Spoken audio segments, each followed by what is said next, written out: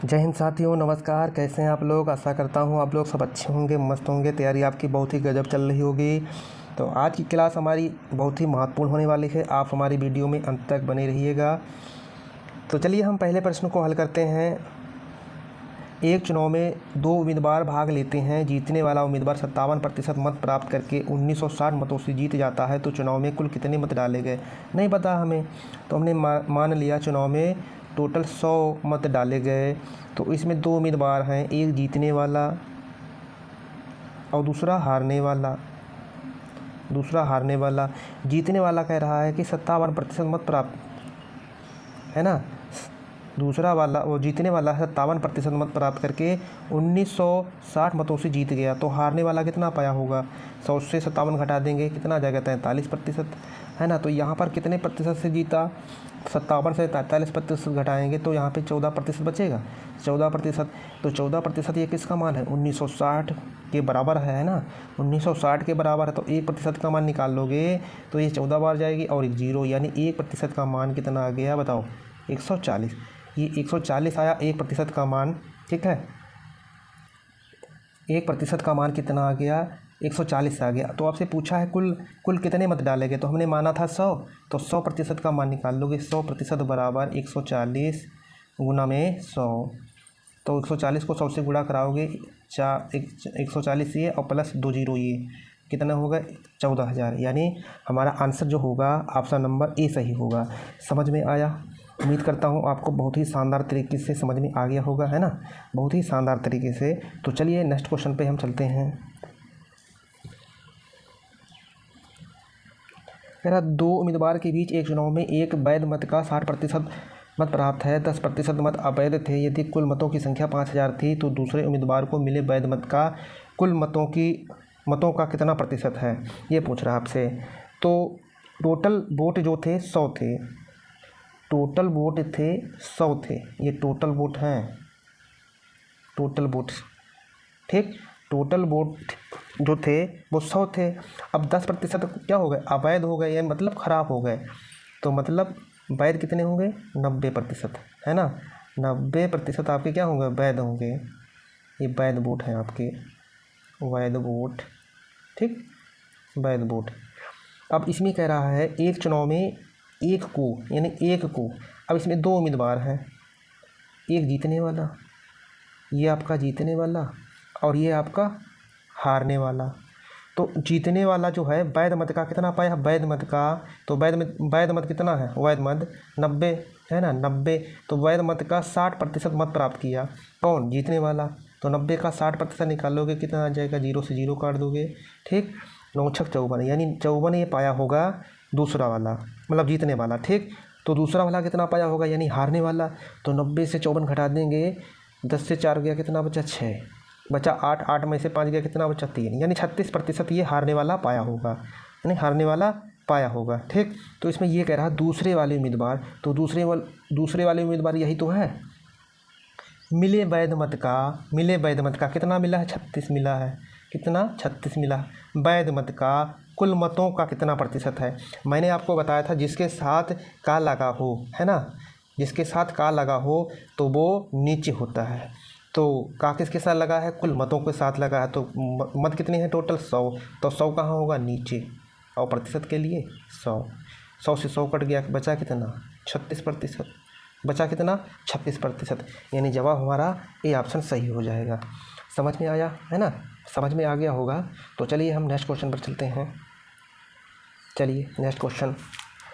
मेरा 3 उम्मीदवार एक चुनाव में भाग ले रहे थे। तीसरे स्थान पर रहने वाले व्यक्ति को कुल मतों का 16.67% मत प्राप्त हुए, जबकि विजेता को कुल मतों का 50% मत प्राप्त हुए।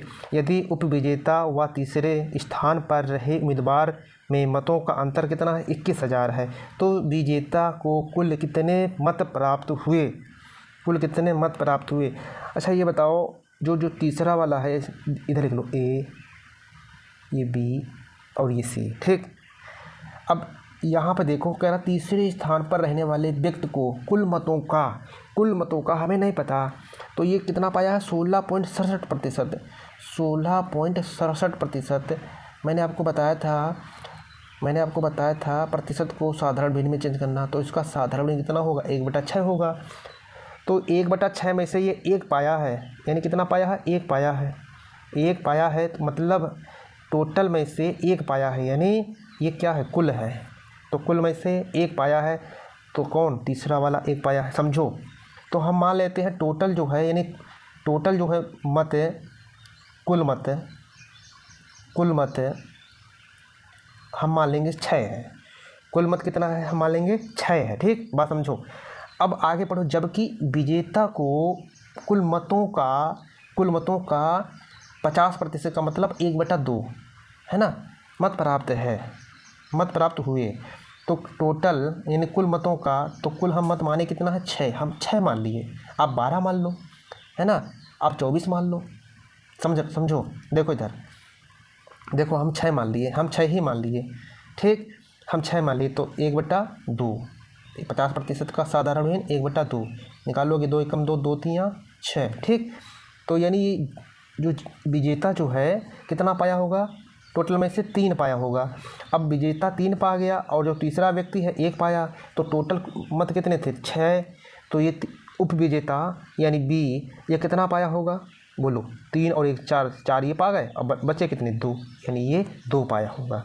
इतना समझ में आया, इतना समझ में आया। अब कह रहा है यहाँ पर देखो, अब देखो यहाँ पर देखो, यदि उपविजेता यही तो है, तीसरा वाला बी नंबर, तीसरे स्थान पर रहे उम्मीदवार में मतों का अंतर कितना है, 21,000। अब यहाँ पे उपविजेता और तीसरे वाले उम्मीदवार का अंतर कितना है, एक अंतर है ना। देखो समझो, एक अंतर है, तो एक जो है ये किसके बराबर हो जाएगा, इधर अंतर कितना है, 21। बोलो, समझ में आया, ये 21,000 है ना। तो एक यूनिट का मान 21,000। तो आपसे पूछा क्या, विजेता को कुल कितने मत प्राप्त हुए, कितना पाया, 3। तो एक यूनिट का मान 21,000, तो 3 का पूछा है, निकाल दो, 21,000 गुना में 3, तो कितना आ जाएगा, 21,63,000, यानी 21,63,000। जवाब हमारा कौन सा हो जाएगा, ऑप्शन नंबर ए हमारा आंसर सही हो जाएगा। समझ में आया है ना। चलिए नेक्स्ट क्वेश्चन पर चलिए, लगा दो ये क्वेश्चन। कह रहा है, राम अपनी आय का 10% बचाता है, उसकी आय में 20% की वृद्धि होती है तथा खर्च में 15% की वृद्धि होती है, तो बचत पर क्या प्रभाव पड़ेगा। इधर लिख लो आय और इधर लिख लो व्यय, का मतलब होता है खर्च भैया, ठीक है। तो इधर लिख लो खर्च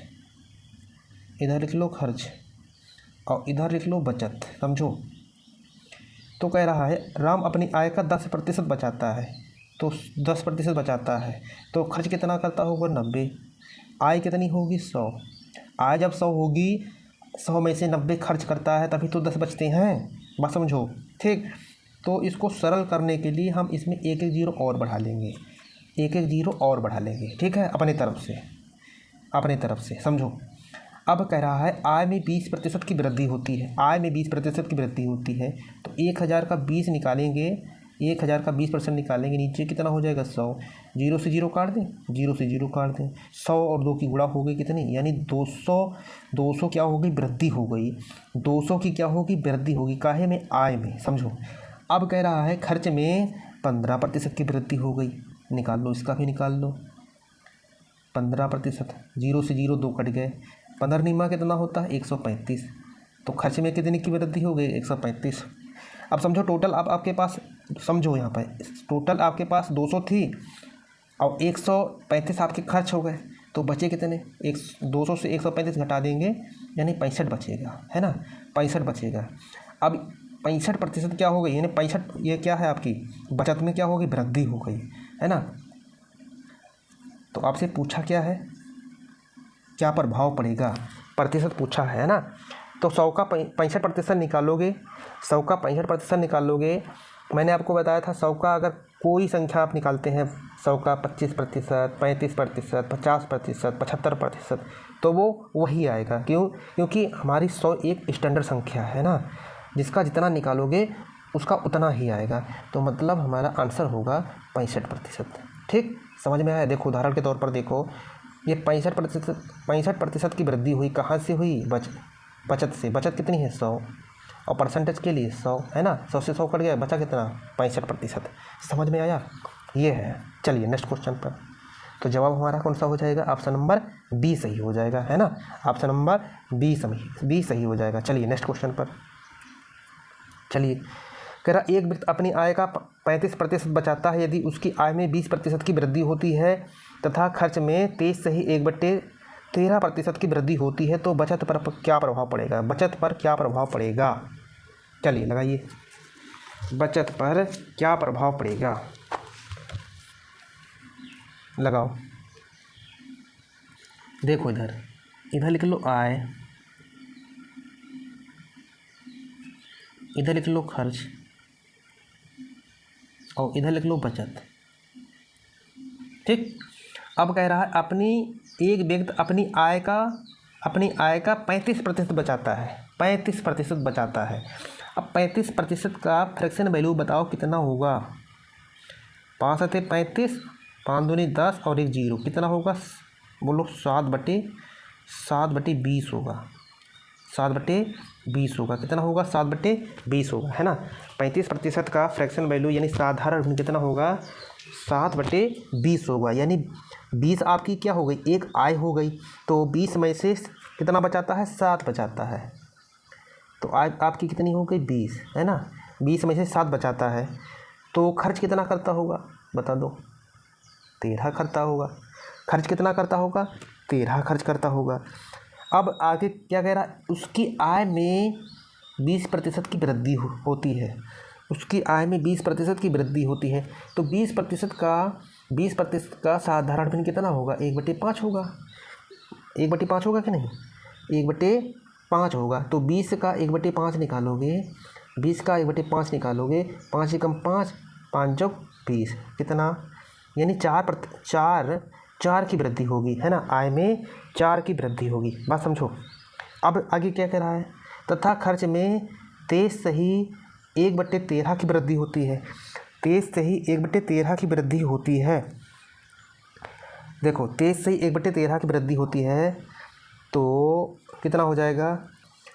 नेक्स्ट क्वेश्चन कह रहा है एक व्यक्ति अपनी आय का 35% बचाता है यदि उसकी आय में 20% की वृद्धि होती है तथा 23 सही 1/13% की वृद्धि होती है जिसमें खर्च में तो वृद्धि होती है तो बचत पर क्या प्रभाव पड़ेगा? बचत पर क्या प्रभाव पड़ेगा? इधर लिख लो आय, इधर आय लिख लो, इधर खर्च लिख लो और इधर बचत लिख लो, इधर बचत लिख लो। अपनी आय का 35% बचाता है, अपनी आय का 35% बचाता है तो 35% का फ्रैक्शन वैल्यू कितना होगा? 35 एकम 35 और 7 दूनी 7 पचे 35 और 7 दूनी 14 0, कितना आ जाएगा? 7/20 आ जाएगा। ठीक है। 35% देखो इधर यार, इधर देख लो। 35% नीचे क्या हो जाएगा? 100, 5 दूनी 10 और 0, 5 सते 35, यानी 7 कितना आ जाएगा? 20 आ जाएगा। 7/20 आ जाएगा। यानी 20 समय से वो कितना बचाता है? 7 बचाता है। कितना बचाता है? 7। तो आय कितनी होगी? 20 होगी। तो 20 में से 7 बचाता है तो खर्च कितना करता होगा? 3। इतनी बात समझ में आई? इतनी बात समझ में आई? अब देखो इधर अब क्या कह रहा है? अब कह रहा है उसकी आय में 20% की वृद्धि हो गई, उसकी आय में 20% की वृद्धि हो गई तो 20% का साधारण भिन्न कितना होता है? बोलो। तो 20 से कम 20, 20 पंचे 100, कितना होता है? 1/5 होता है। 1/5 होता है तो उसकी आय का 1/5 में क्या होती है? वृद्धि होती है। 1/5 निकालोगे, 20 का 1/5 निकालोगे, 1 मिनट रुको, 20 का 1/5 निकालोगे, 20 का 1/5 निकालो, 1/5, 5 एकम 5, 5 चौको 20, तो कितना आ जाएगा? 4। यानी आय में 4% की क्या होगी? यानी 4 की क्या होगी? वृद्धि हो गई, है ना। 4 की वृद्धि होगी। अब कह रहा था खर्च में 23 सही 1/13 की वृद्धि होती है।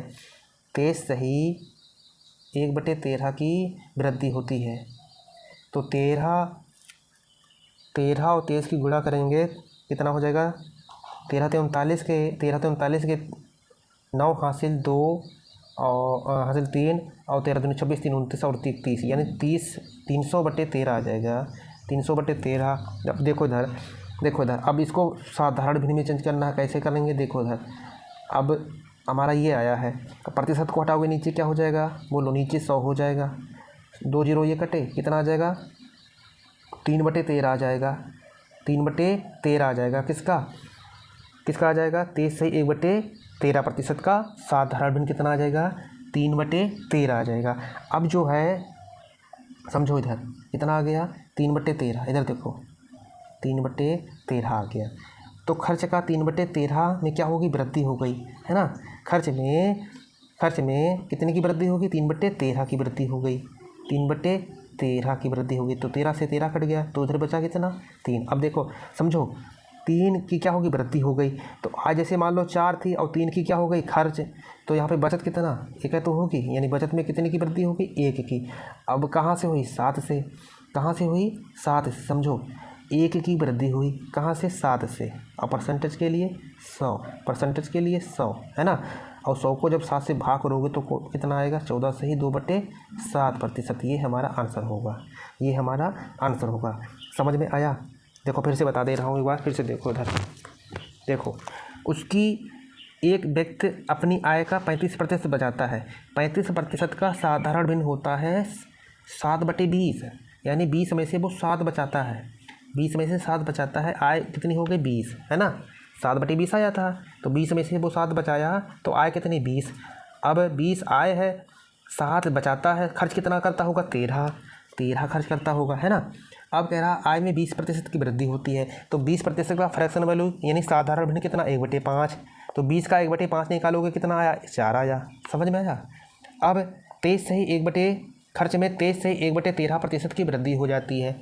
इसको हम फ्रैक्शन वैल्यू निकालेंगे तो कितना आएगा 3/13 आ गया। यानी खर्च का 3/13 निकालोगे कितना आएगा, 13 से 13 कट गया तो बचा इधर कितना 3 बचा। ठीक, जैसे मान लो 4 आए थे अब 3 खर्च कर लिए तो बची कितनी 1 है तो बची, यानी बचत में कितनी की वृद्धि हुई 1 की। अब कहाँ से हुई 7 से, और प्रतिशत के लिए कितना 100 है ना। इतना तो काट ही लोगे। चलिए नेक्स्ट क्वेश्चन पर चलिए लगाइए।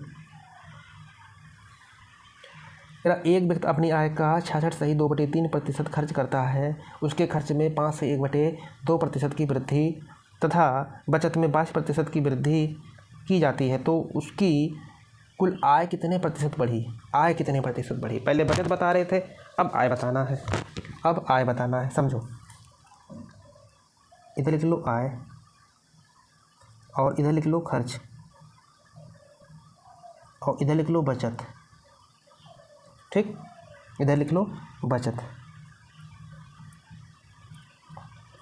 खर्च कितना कर रहा है अपनी आय का 66 सही 2/3। देखो इधर 66 सही 2/3। यहाँ पर समझो, यहाँ पर सबसे पहले इनकी गुणा होगी है ना, सबसे पहले इनकी गुणा होगी। 66 को 3 से गुणा कराएंगे, 6 18, 6 18 को 8 हासिल 1, 6 18 1 19, यानी 198, 198 प्लस 2 यानी कितना आ जाएगा 200/3। ये आया। समझो भैया, इधर देखो कैसे हम लोग किए हैं। देखो इधर 200/3 आया, प्रतिशत हटाओगे नीचे क्या हो जाएगा 100, नीचे हो जाएगा 100। ठीक, 2 जीरो ये कट जाएंगे, ये कट जाएगा, कितना बचेगा 2/3 बचेगा। यानी अपनी आय का कह रहा, अपनी आय का यानी जैसे बचा कितना 2/3 बचा, यानी 3 में से 2 खर्च करता है, 3 में से 2 खर्च करता है। आय होगी 3 और आय में से कितना खर्च करता है 2 खर्च करता है। कितने में से 3 में से 2 खर्च करता है, तो बचती कितनी होगी, बचत कितनी होगी 1। समझो इतना समझ में आया। अब देखो इधर देखो इधर। अब हम अपने तरफ से 2 जीरो बढ़ा लेंगे, अपनी तरफ से हम 2 जीरो बढ़ा लेंगे। ठीक है, 2 जीरो बढ़ा लेंगे अपनी तरफ से।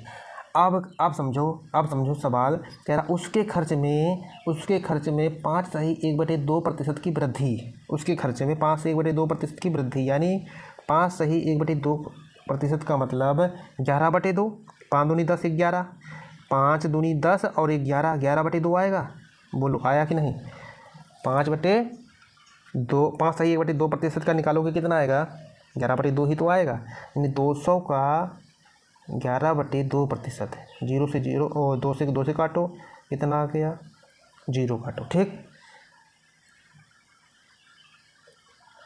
गलती कर रहे हैं, 1 मिनट गलती कर रहे हैं यहाँ पर हम लोग गलती कर रहे हैं। समझो खर्च कितना था 200। ठीक, अब यहाँ पे खर्च में वृद्धि कितनी की होती है? 5 से 1/2 यानी 11/2%।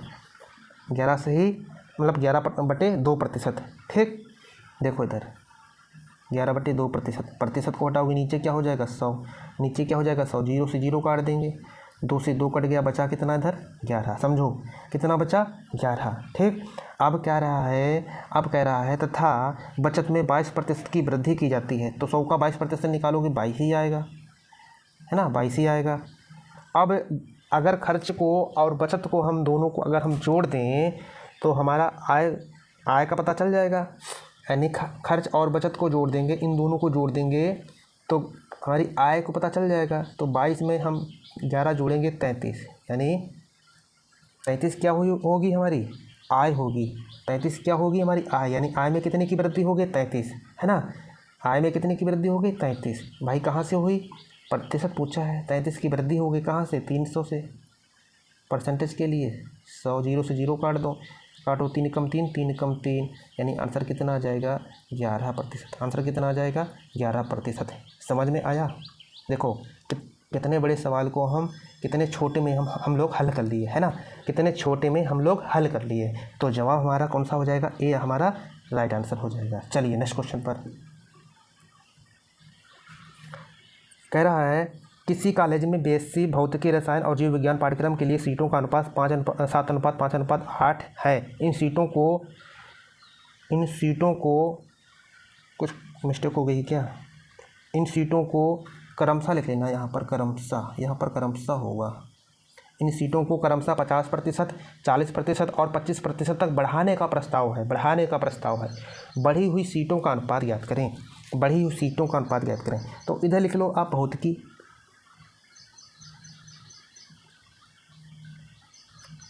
इधर रसायन और इधर जीव विज्ञान। ठीक, जीव विज्ञान अनुपात कितना दे रखा है? 7:5:8। 7:5:8। ठीक, अब कह रहा है पाठ्यक्रमों के लिए सीटों का अनुपात इतना था। इन सीटों को क्रमशः 50%, 40% और 25% तक बढ़ाने का प्रस्ताव है। मतलब बढ़ाने का प्रस्ताव है, यानी 100 पे बढ़ा रहा है। 100 पे बढ़ा रहा है तो कितना हो जाएगा? 150। हम निकालेंगे पहले भौतिकी का। 50% बढ़ा रहा है, 100 पे बढ़ा रहा है तो 150 हो जाएगा। नीचे क्या हो जाएगा? 100। नीचे क्या हो जाएगा? 100। ठीक, काटो इसको। 25 चौका 100, 25 पंचे 125, 25 छक्का 150, ये कट गया। अब कटेगी 2 दूनी 4, 2 तियाँ 6। अब कटेगी? बोलो, अब कटेगी? या फिर ऐसे कर लो इसको, एक मिनट, या फिर इसको ऐसे कर लो। देखो इधर कितना था? यहाँ पर हमारा कितना था? 7 था। कितना बढ़ाया? 150, है ना? 50% बढ़ाया, 100 पे बढ़ाया, नीचे हो जाएगा 100। ऐसे इसको कर लो, है ना? अब रसायन में कितना बढ़ा रहा है? 40%, तो 5 का 140 हो जाएगा। बढ़ा रहा है इसलिए हम कर रहे हैं 140। 100 पे बढ़ा रहा है ना, तो 140 पर। अब प्रतिशत हटाओगे, नीचे 100 हो जाएगा। ठीक, नीचे क्या हो जाएगा? 100 हो जाएगा। ऐसे इसका निकाल लो, कितना बढ़ा रहा है? 25, तो कितना हो जाएगा? 125। नीचे क्या हो जाएगा? 100। अब ये क्या है? आपस में बराबर है। आपस में क्या है? ये तो कट ही जाएंगी। 100 से 100 कट गए। अब इसको काट लो। 5 से। 5 तियाँ 15 और 1 0। 5 करना 5, ये काट दो उसको। 5 दूनी 10, 2 बची 5 25। अभी भी कट जाएंगी 5 से, बिल्कुल कटेंगी। 5 छक्का 30। 5 छक्का 30। ठीक, 5 छक्का 30 और 5 दूनी 10, इसमें एक बची कितनी? 4 हो गई 28 और 40। 5 अट्ठे 40, 5 अट्ठे 40। अब 5 25। ठीक, अब इधर कितनी बची? 6 और 7 की गुणा करेंगे 42 अनुपात। इधर बच्चा 28, समझो। और 5 8 की इधर गुणा कर देंगे, 8 पंचे 40। ठीक, अभी भी कट जाएंगी, 2 से कटेंगी, यानी ये तीनों संख्या एक ही संख्या से कटनी चाहिए। एक ही संख्या से काटो। 2 दूनी 4, 2 इकन्ना 2, 2 इकन्ना 2, 2 दूनी 4, 2 दूनी 4 और 1 0। क्या अब कटेंगी एक संख्या से? बोलो क्या अब एक संख्या से कटेंगी? नहीं कटेंगी। तो जवाब हमारा क्या आ जाएगा? 21:14:20 हमारा जवाब होगा। यानी ऑप्शन नंबर हमारा कौन सा होगा? 21:14:20, यानी ऑप्शन नंबर हमारा बी सही होगा। समझ में आया? देखो कितनी आसानी से कर लेते हैं, कितनी आसानी से हम लोग कर लिए। देखो एक बात यहाँ पे मैं और समझा दूँ आपको। इसमें ये कह रहा बढ़ाने का प्रस्ताव है। अगर यहाँ पर कहा होता वृद्धि हुई, बढ़ाने का प्रस्ताव और वृद्धि हुई, अगर यहाँ पे कहता वृद्धि हुई तो आप क्या करते? जैसे 7 है तो 7 का आप जैसे 50% बढ़ाया है तो आप कितना रखते? 50 ही रखते इसमें। लेकिन इसमें कह रहा बढ़ाने का प्रस्ताव है तो इसीलिए हमने 100 से प्लस किया है। कितना? 50। तो 150 है ना। 7 का 150 निकालें, ये है। समझ में आया? अगर वृद्धि कहता तो 7 का आप 50% निकालते। समझ में आया? तो चलिए नेक्स्ट क्वेश्चन पर। ये है क्वेश्चन हमारा, चलिए लगाइए।